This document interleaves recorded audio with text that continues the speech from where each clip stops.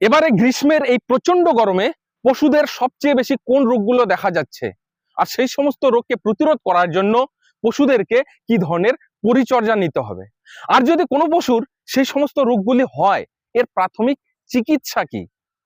এছাড়াও অনলাইনে মোবাইলের মাধ্যমে বাড়িতে বসে পশু চিকিৎসার বিভিন্ন রকমের মেডিসিন, সাপ্লিমেন্ট এবং পশু খাদ্য কিভাবে অর্ডার করবেন, এই সম্পূর্ণ বিষয় আজকের এই ভিডিওটির মধ্যে আমি বিস্তারিতভাবে আলোচনা করব। Dakua goat farm YouTube channel থেকে আমি কৃষ্ণ ডাকুয়া প্রত্যেকটি দর্শককে আমার নমস্কার ও ভালোবাসা জানিয়ে শুরু করে দিচ্ছি আজকের এই ভিডিওটি। আজকের সম্পূর্ণ ভিডিওটি দেখার পর ভিডিওতে দেওয়া তথ্য যদি আপনাদের একটুও ভালো লেগে থাকে ভিডিওতে একটা লাইক করতে ভুলবেন না, সঙ্গে ভিডিওটিকে বেশি বেশি করে শেয়ার করে দিয়ে সমস্ত নতুন নতুন পশুপালক উদ্যোক্তা বন্ধুদের দেখার সুযোগ করে দেবেন। আর যে সকল দর্শক আমার চ্যানেলে নতুন, যদি পশুপালন এছাড়াও পশুদের বিভিন্ন রকম রোগ, তাদের চিকিৎসা এবং মেডিসিন সম্পর্কে জানতে চান, চ্যানেলটিকে সাবস্ক্রাইব করে বেল আইকনটিকে দাবিয়ে রাখবেন। চলুন তাহলে বন্ধুরা এবারে দেরি না করে শুরু করে দেওয়া যাক আজকের এই গুরুত্বপূর্ণ ভিডিওটি। ডাকুয়া গোট ফার্ম ইউটিউব চ্যানেলে সমস্ত দর্শকদের জানাই স্বাগতম। বেকারত্ব দূরীকরণে আধুনিক কৃষি ও পশুপালন আলোচ্য বিষয়। পশুদের বিভিন্ন রকম রোগ, চিকিৎসা ও মেডিসিন, হোমিওপ্যাথিক, আয়ুর্বেদিক এবং অ্যালোপ্যাথিক। নমস্কার প্রিয় পশুপালক বন্ধুরা, এখন চলছে গ্রীষ্মকাল, আর এবারের গ্রীষ্মকাল মানেই বিগত কয়েক বছরে রেকর্ড গরম। যে গরমটা আগে আমরা দেখিনি এবারে কিন্তু সেটা অনুভব করতে পারছি। 40 পার করে দিচ্ছে, 45, 46 অব্দি চলে যাচ্ছে কোনো কোনো জায়গায়। তো এই যে প্রচন্ড গরমে পশুদের যে সমস্ত সমস্যা সবচেয়ে বেশি দেখা যাচ্ছে, তাদের মধ্যে ঠান্ডা লাগা, সর্দি, কাশি, জ্বর।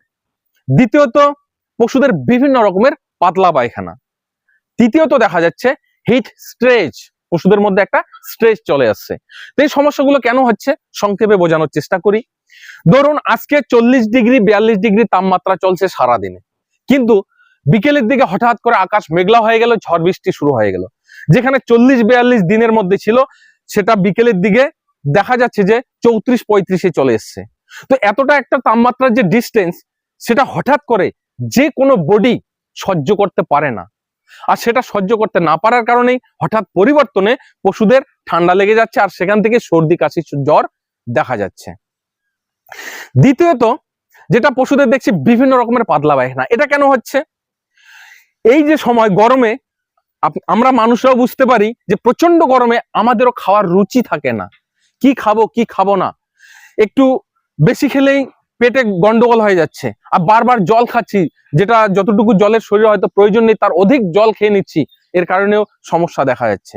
এই যে প্রচন্ড গরমে অনেকে পশুকে পর্যাপ্ত মাত্রায় কাঁচা ঘাস দিতে পারেন না, এর জন্য তাকে দানাদার জাতীয় খাদ্য এবং শুকনো যে সমস্ত হে বা খড় খাওয়াচ্ছেন। এই গরমে না সেটা সহজে ডাইজেস্ট করতে পারে না।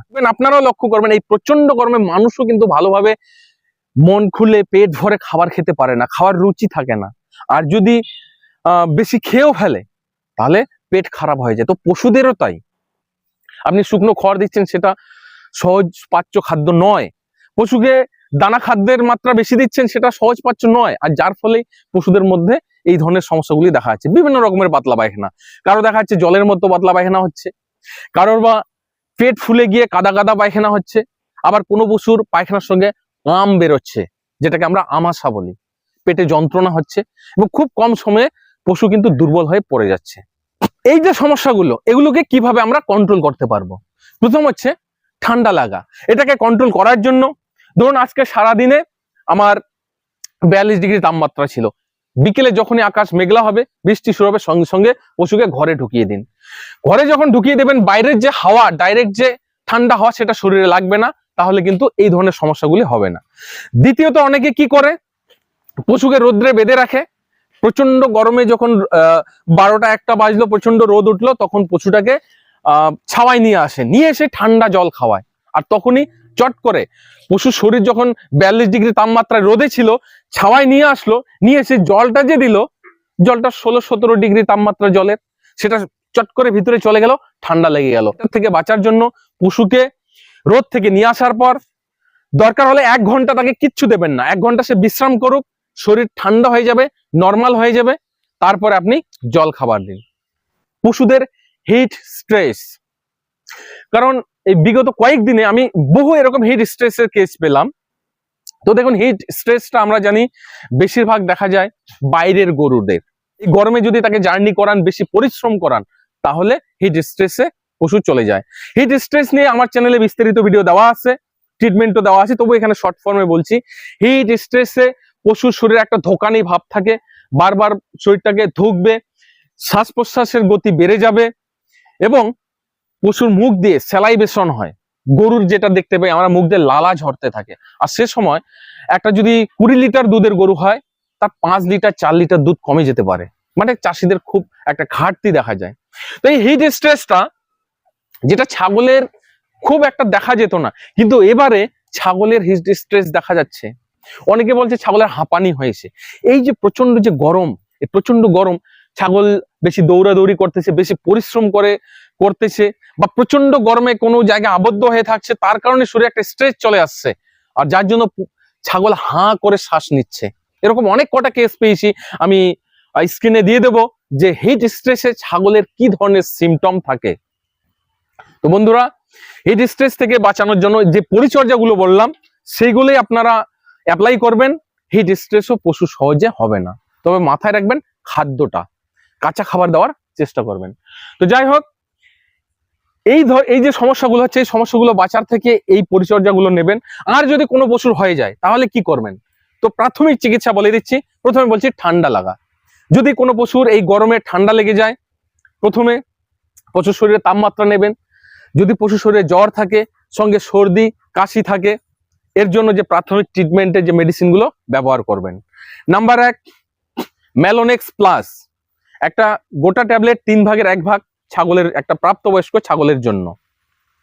নাম্বার 2, একটা অ্যান্টিবায়োটিক ইউজ করবেন, ব্যাকটাম ফোর্ট বা অ্যামোক্সিরাম ফোর্ট 300 mg। একটা প্রাপ্তবয়স্ক ছাগলকে 300 mg দেবেন। ফ্লোরাবোস্ট বা বায়োবোস্ট প্রাপ্তবয়স্ক ছাগলের জন্য হাফ। এছাড়াও ডাইজেস্টোভেট পাউডার বা রুচাম্যাক্স পাউডার এর সঙ্গে যুক্ত করতে পারেন। তো প্রয়োজন অনুসারে সকালে একবার দেবেন, 12 ঘন্টা পর দ্বিতীয় ডোজ দেবেন। আশা করি প্রাথমিক অবস্থায় এই ট্রিটমেন্টেই কাজ হয়ে যাবে। দ্বিতীয় হচ্ছে বিভিন্ন রকমের পাতলা পায়খানা। দেখুন, এখানে দেখবেন কি ধরনের পাতলা পায়খানা। যদি কোনো দানা জাতীয় খাদ্য ওভার খেয়ে ফেলেছে, তার ফলে যদি পাতলা পায়খানা হয়, এর জন্য যে মেডিসিনগুলো ব্যবহার করবেন, নাম্বার 1, ব্লোটোসিল বা ব্লোটোনিল বা টাইরেল।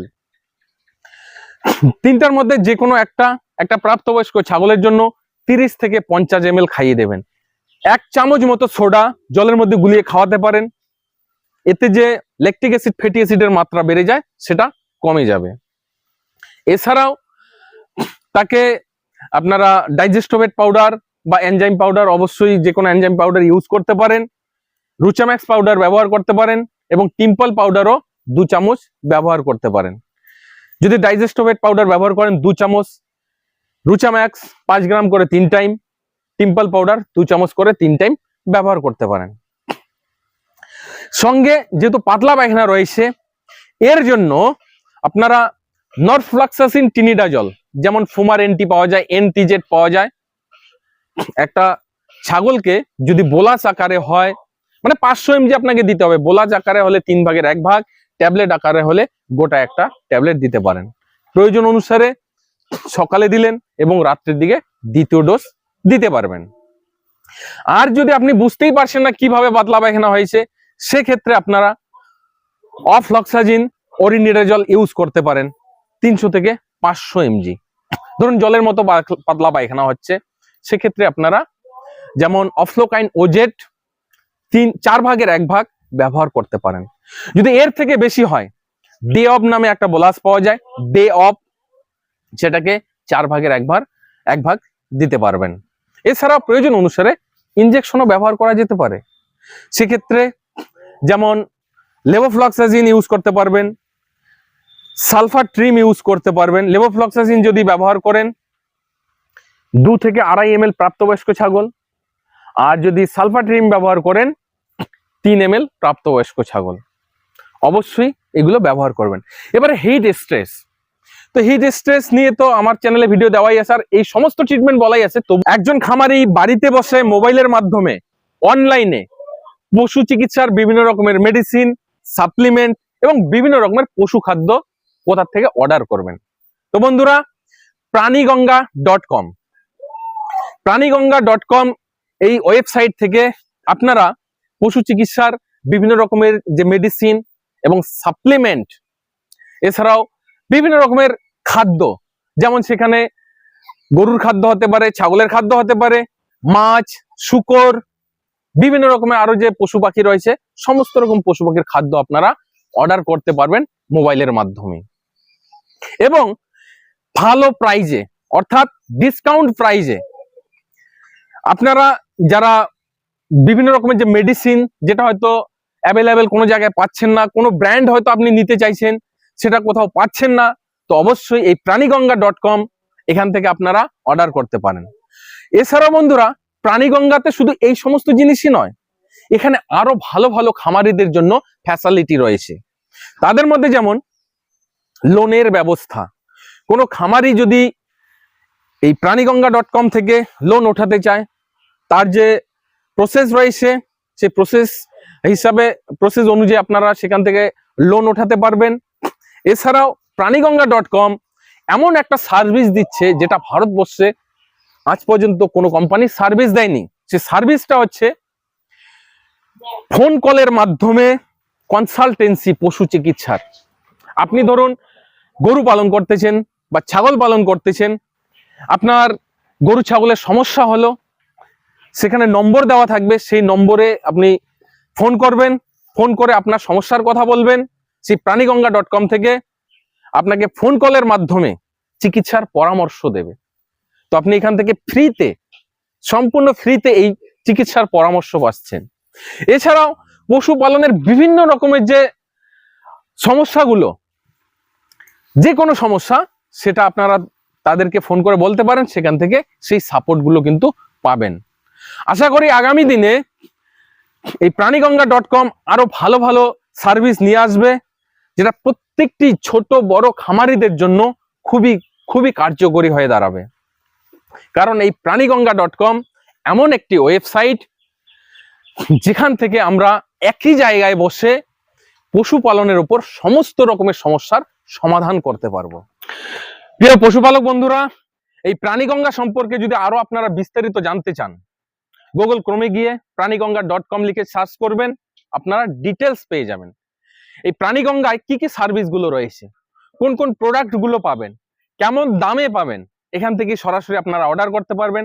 এখানেই আপনারা যে ফোন নম্বর সেটা পেয়ে যাবেন, যে ফোন নম্বরে ফোন করলে আপনারা যে কোনো সময় এই সার্ভিসগুলো পেতে পারেন। তো আমি মনে করি বন্ধুরা, এই প্রাণীগঙ্গা.com যে সমস্ত সার্ভিস নিয়ে এসছে, যে ধরনের সার্ভিস নিয়ে এসছে, এটা হয়তো ভারতবর্ষ আজ পর্যন্ত কোনো কোম্পানি নিয়ে আসেনি। এটা আমার মতো, আপনাদের মতো, এছাড়াও বড় ছোট সমস্ত পশুপালকদের কাছে একটা বরদান। আমরা একই জায়গায় বসে সমস্ত রকম সার্ভিসগুলো পাচ্ছি। তো আগামী দিনে এই প্রাণীগঙ্গা.com হয়তো আরো ভালো কাজ করবে আমাদের জন্য, আপনাদের জন্য, বা আমরাও চেষ্টা করব এই প্রাণীগঙ্গা যেন আমাদেরকে সবসময় এইভাবে সাপোর্ট করে, আমাদের সাথে থাকে। আমি এটাই আশা রাখছি। তো বন্ধুরা, ভিডিওটিকে আর বাড়িয়ে নিচ্ছি না, এখানেই শেষ করে দিচ্ছি। তো কেমন লাগলো আজকের এই ভিডিওটি অবশ্যই কমেন্ট বক্সে কমেন্ট করে জানাবেন। যদি আরো কোনো বিষয়ের উপর আপনারা ভিডিও দেখতে চান, সেটাও কমেন্টে লিখবেন। আমি অবশ্যই চেষ্টা করব আপনাদের কমেন্টের উপর নির্ভর করে ভিডিও বানানোর জন্য। তো আজকের ভিডিওটা এই পর্যন্তই। আপনারা সকলে ভালো থাকুন, সুস্থ থাকুন। জয় হিন্দ, জয় ভারত।